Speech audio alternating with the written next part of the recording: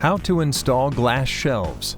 Glass shelves are found only in glass door wall display cabinets. Make sure to collect all required components and tools necessary prior to your installation. Step 1. Glass shelves can be found wrapped in protective foam packaging in the bottom of the glass door display cabinet. Each glass shelf requires 4 shelf support brackets which lock the shelves into place. Pull the support bracket lock down prior to installing. This will allow the top locking portion to be installed later in the installation. Step 2.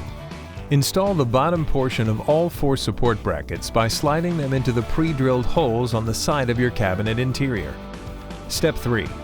On an angle, gently place the glass shelf down onto the rubber pads of the support bracket.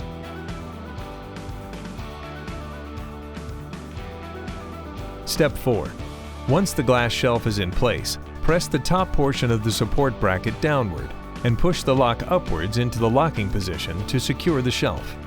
Repeat for all remaining glass shelves.